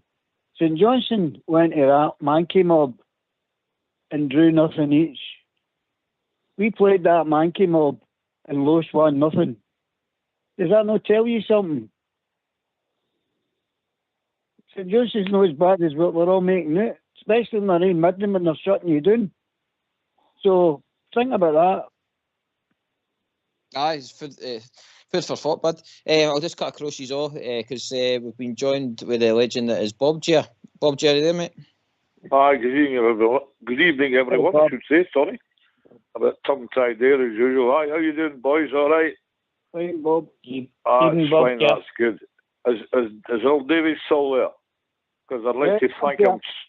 I'd like to thank him so much on his portrayal of Ronnie McKinnon. Ronnie McKinnon is one of the greatest centre-halves I've ever seen. He was the safest tackler in Britain, as they call them. And God knows how much money Ronnie McKinnon has been worth in today's terms. Anyway, that's a sad thing in a way for the moment. Well, I said on the show last week, and I think I was right, here we are in the same situation as we were at the start of the season before we went to play Kilmarnock. We must get a win. We must get a win. Must get a win at all costs. Well, it was the same thing that led up to that game on Saturday, and we did get a win. It wasn't spectacular or brilliant or flamboyant or anything, but we won easily. Butland never had a save to make. Never had a save to make the whole game. We went out and we did the job. And if we can go out and do the job every week, well, I think we'll all be happy. And said, yes, St Johnstone weren't as bad as they all made them out to be. They set their stall out as we knew they would, and we overcame it. No bother in the end. So, hey-ho, let's hope it's better than the next league game. Let's hope it's better than Thursday night, but that's a different issue. So, didn't get the chins down, guys. We went out there, a difficult place, and got a convincing one, I thought. It could have been more. VAR again. Just to touch on a point Loud Robert was making was, like say, Lawrence moving into a better position and stuff like that. Will it just be this kind of game by game basis that the manager will start to kind of build the confidence, build up a settled team? Because if he does get that understanding and the players get the understanding of each other, I think the goals will come, mate. Yeah, I think so. I was like Robert. I was a little bit concerned. It reminded me a little bit of what we've done with Cantwell at Ross County, and we never got the best out of Cantwell them either. Sort of playing a bit deeper and in that midfield, and you're taking your creative player and setting them back. What I don't like, I personally think a little bit like Dessers has sort of been given his chances and maybe moving. I think that might have been not a last chance by any means, but saying to Lammers, look, you've got to go out and do something for me here. Otherwise, you're moving down the pecking order, and you're going to see Lawrence move forward, and maybe even Cifuentes move into that deeper position. Because obviously, we're forgetting he just wasn't playing due to maybe the altitude and maybe not being 100% fit. So maybe if he was fully fit, you might have not even have seen, maybe not Lawrence to be fair initially starting, but maybe not Lammers. So I think it's just due to players available and maybe resting Jack for midweek. But 100% Lawrence was better once he moved further forward.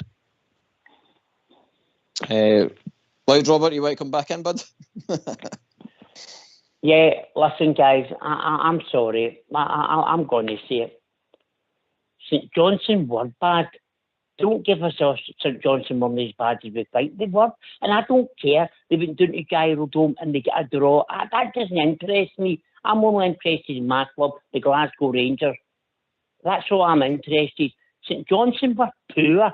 They were really poor. They were like a pub team. Let's be honest about it. And yet, we could only beat them 2-0 and didn't create that many chances. And see, if you think about it, that wee boy Cammy McPherson, who's one of us, by the way, because his uncle's my best pal, and wee Cammy's one of us, a die-hard blue nose, and he missed a sitter with that header, and that would have had our squeaky bum time. So let's not kid ourselves. St Johnstone were ranked rotten, and we were lucky we were playing St Johnstone Saturday, because if I'd been at Tynecastle, Easter Road, or Photography, that might have been a different game altogether.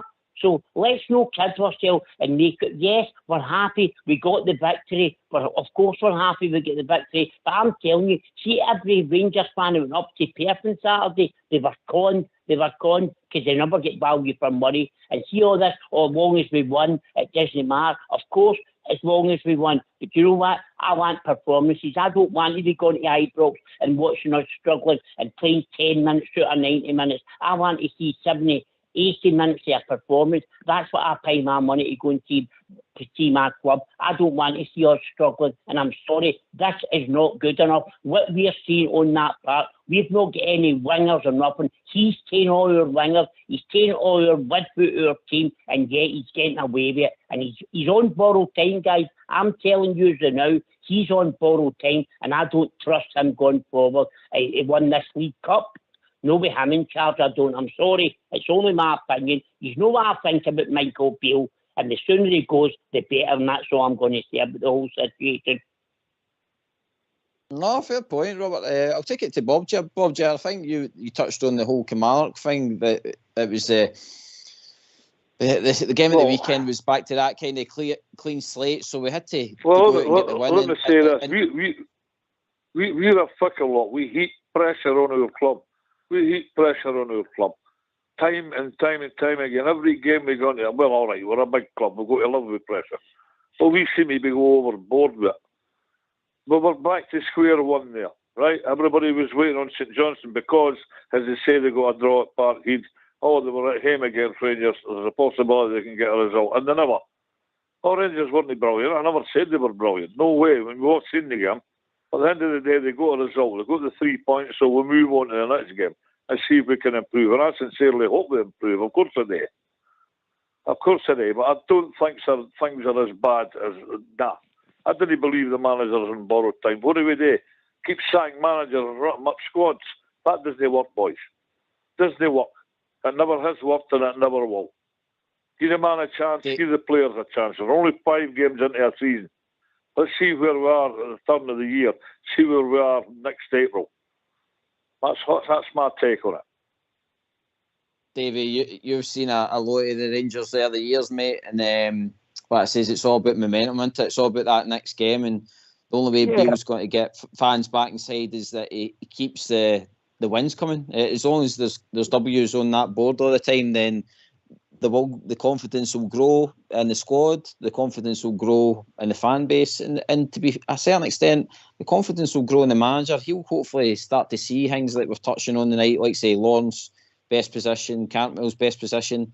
Maybe sees that maybe Lammers needs a wee bit more time on the bench rather than getting starts and stuff like that. So it's all about momentum, isn't it? Yeah, definitely. But I know where Robert's coming from. But what you've got to remember at this moment, this present time of football, is see when the whistle goes, the other team go back away and we go forward. And there's nothing worse than going to Ibrox on a Saturday, because you know what's going to happen. It's 2 banks of 5. Now that does not make for a good watch. So if you want a good watch at Perth, you're not going to get it when they play that system. It doesn't work like that. You can't look brilliant and break down up 2 banks of 5. That's what's wrong with Scottish football. When me and Bob Chair and a lot of the older guys, Fox and all, Scottish football teams would come out and have a pop at you. They don't do that now. No. The whistle goes, they go back the way. And it's battered down the war time. And then we get on their tail about, they're not good enough, they're not playing this, they're not doing that. You put a boys' brigade team out, 2 banks of 5, and they'll be hard to beat. David, can I ask you a question? Can I ask you a question, pal? And listen, you're like me, you're like old school, right? And we've watched it all. We've seen all the good times and the bad times. Can I ask you, Davey, see your present manager, he promised us legs, and he turned around and said there was energy in that team on Saturday. No, there wasn't any energy. He promised us legs in our team, right? And you know what, Davey? I hate to bring the rotten mob up, as you call them, the Mankey mob. See that big Ange? He came in, and the first thing he done is they put legs into their team, and they won 5 trophies out of 6. No, we don't see that in our team. Our team is too slow, too lethargic, and you've got to be honest about it. And that big trumpet done that for them. And you think Michael Beale would have learned? You think he would have been watching what he done? Do you know what I mean? And he'd have done the same for us. But no, what does he do? He takes all our width with our team. That's what he did. He takes all our width, doesn't sign any wingers or anything. He brings in players that are, we already had Yanis Hadji, who could have done a 10 times better job than Sam Lammers. He's seen Sam Lammers when he was 9 years of age, and he thought, oh, you'll do for me. Let's be totally brutal about it, guys. This is not good enough. He's made mistake after mistake. Last year, he lost 7 games in a row, 7 big important games, a Scottish League Cup final when everybody could see he should have made the substitutes after 20 minutes, and he waits to 65 minutes. The Scottish Cup semi-final made mistake. The 2 each game at Ibrox, when he came Sakala and to the wing, when he was ripping one out that Juranovic and put him into the middle. How many mistakes does Michael Beale have to make before we all wake up and realise he's not the man for the Rangers? And I don't want to see any Rangers manager get the sack. Of course, I hope Michael Beale proves me wrong, but what I've seen in the last 10 months, I'm telling you guys, we are not going forward. We have went back the way, and we need to make change, and the sooner the better.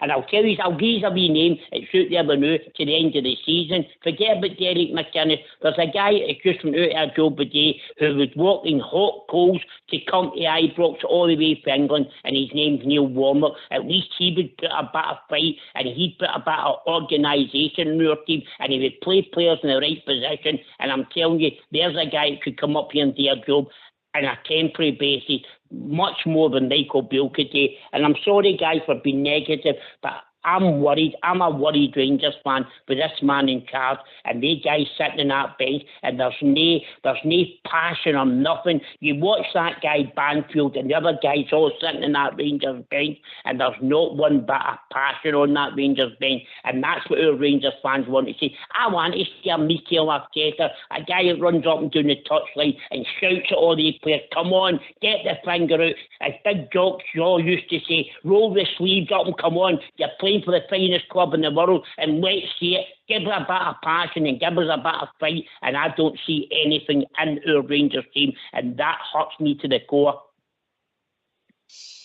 I'll take it round the guys, Robert. Young Robert, I think the time to pull the trigger would have been that international break there, but it seems the board, like I say, are quite happy to go with the manager and give him more time. And unfortunately, as a fan base, whether we like it or no, we've got to just go with it, and hopefully the results keep coming, Robert. Aye, you're right, mate. If it was going to happen, it would have happened in that 2 weeks. And if it were to happen, there would have been somebody in line imminently. They would have discussions prior to it taking place.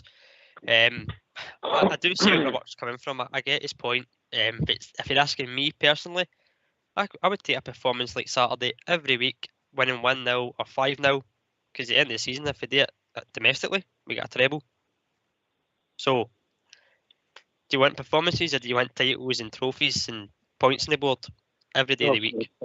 As I said, before the game, if somebody says to you, you're going to St Johnstone away, you're winning 2-0, you're taking it every day of the week. The last 3 games we've had against them was a 1-0 win, a 2-1 defeat, and a 1-0 win. It's all tight games. It's never pretty. It's never comfortable. 5 or 6. St Johnstone get a point last week. They drew 2-2. Was it before that national break even? And then obviously against that mob they get nothing each. So they're not as bad as people maybe make out them to be. They're quite a sturdy setup. We've got 2 goals. We get 3 points. We're down the road, and that's it. That's for me. That's the bottom line. So Correct. Beale's in, and that's it. Unless something horribly goes wrong, he'll be out. But for now, the time is that we're sticking with him, and I think it's the right choice to stick with him. I think it's been proved, obviously, at the international break. There was a lot of heat running about the manager. There was social media stuff. There was everything, and the board have rolled the dice and went with it. And let's face it, the next international break's around the corner, and that's a kind of short break and all. So it's up to the manager just to take these next blocks in situ, basically, in a sense. What I mean with that is that he's just got to win each game and keep getting to the next break and seeing how it goes. And I think if as young Robert touches on there, is if the wins keep coming, then Mace fans will be quite happy at that, because it will produce silverware. Yeah, this short spell, a lot of games up to the international break is going to be big for Beale. I mean, I agree with what Rob said. I wouldn't have been too upset if we did pull the trigger after that result. I've got to admit, I don't know if that's emotions or not, but when you reflect on it, you can't keep going on this endless cycle of hiring and firing and not giving him an opportunity. We've got him now. He's going to be given a chance. He's got to, don't get me wrong, 2 bad results in a row coming up. I don't know how long he's got, but touch wood, we're not going to get that. We're going to build some confidence, and I think we've all just got to get behind it now and be picking up these little positives and just hope this team gels a bit and start to pick up some wins. But up to this next international break is going to be key, especially domestically. Can't afford to drop any more points, and got to put on a show in Europe. Got to win your Ibrox games and get the fans back on track. Bob, Jerry, you're coming in there, mate, on you go. Oh, that's exactly right. I agree with that. But as I said, the format is sacking manager, written up squad. No, it happens repeatedly in England. We all know that. I didn't want that happening repeatedly at Rangers. I understand where Robert's coming from. He's angry and he's frustrated, just the same as the rest of us, watching Postecoglou winning trebles. And we've got to react and be the same and be passionate. We are Glasgow Rangers. Kind of exactly where the man's coming. And he's right. But I didn't believe in ripping it up and starting again. The club can't afford that for a start. So we'll just have to see where we are at the moment. The league's not over. No way is it over. No chance. It was bad against them a fortnight ago. But hey ho, we're back again after an international break. We'll win. We've got a big European game on Thursday, and we've got a big game against Motherwell on Sunday. So let's see. Let's take it from there. See how we go. I think we're going to do all right. I'm an optimist. And I'll say good night to you guys, and thank you for having me on once again. Cheers, Bob. Night, Bob. Davey, I think in your time, some great managers built a career off it, like Bridgman's, 1-0 every week. I mean, and it did produce silverware. It has changed times, obviously, now with the way the game's getting played and stuff like that. But yeah. Maybe there's a wee bit of that we've got to build into the team as well, take that kind of bit of steel. We Robert's a star. He says it, he talks his heart, and that's what it's all about, supporting the reserves. And we've all got to make our points. Some of our points are right, some of them are wrong. Don't get me wrong, I ain't at this moment in time enthusiastic by Michael Beale. But regarding what's going to happen coming up, we'll wait and see. We can't just throw them into the deep end now. I know we're low as we'd like to do it, but it's not. We can't do that. But it's upwards and onwards, as I think Blue Star says, and I'm confident it will come. Hopefully, if not, we'll soon find out. That's it, mate. Into the fan base will let the manager know how they feel, especially like say after that last Old Firm game. Loud Robert, mate, it's getting to that kind of time of night. Last words for yourself, buddy. The standards have slipped with my club, and that really hurts me. The standards that were set with Mr. Struve and continued with great Rangers men like Jock Wallace and Sir Walter Smith, and that's what I want back at my club. I want somebody to come in there and players to come in there and show a bit of fight and see that big line on their hat, that badge, that Rangers crest. Play for it. Don't just play for the money. It's as people have said in the past, mercenaries. That's what these players are. Not just for Rangers, but every other club, Gary.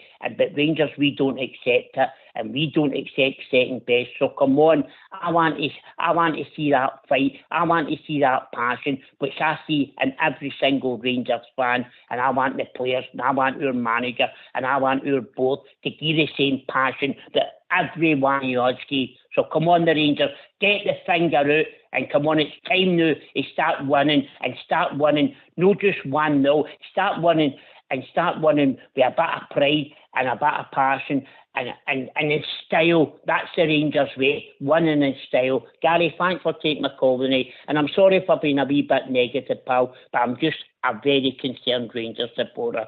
Good night, pal. Good night. Night, Robert. Good night, guys. And it's all about opinions, Robert, so you're more than welcome anytime to come on, mate. Of course it is, Gary. And my opinions might be wrong and disagree with you or whoever on the show, but we're all entitled to opinions. And at the end of the day, we want the same thing. We want the greatest football club in the world, the team that we were born to love, and the team that we will die to love to win. That's all we want. That's all. We don't want managers sacked. We don't want to come on here and criticise our players, our manager, our board. We don't want to do that. But you know what? Sometimes we've got to call it as it is. And that's all I'm doing tonight. Thanks, guys. Well said. Right, young Robert, quickly, mate. Last words. Thanks for having me, GB. JM, great show. Thanks to, obviously, callers as well. A good debate at the end there. And it was really good to hear from Bob, Jerry and Old Davey, the memories of Ronnie McKinnon. Good show tonight, guys, and thanks for having me. JM, last words, bud? Yeah, thanks for having me, guys. Good show, enjoyed it. As I said, great debate at the end. I think everybody's just passionate, aren't they? And looking forward to Thursday. Yep, certainly. And a big thanks to yourself, Davey, for phoning in as well. Big thanks to Bob Jer. Big thanks to, as in his words, Loud Robert. Big thanks to yourself, young Robert, JM. Thanks to Ox in the background tonight as well, doing his duty for the Rangers Radio. Big thanks to Fox and Old School Blue on the technicals. A big thanks to myself. This has been Rangers Radio. We'll be joining you tomorrow night from 8 o'clock to speak about all things Rangers. Good night.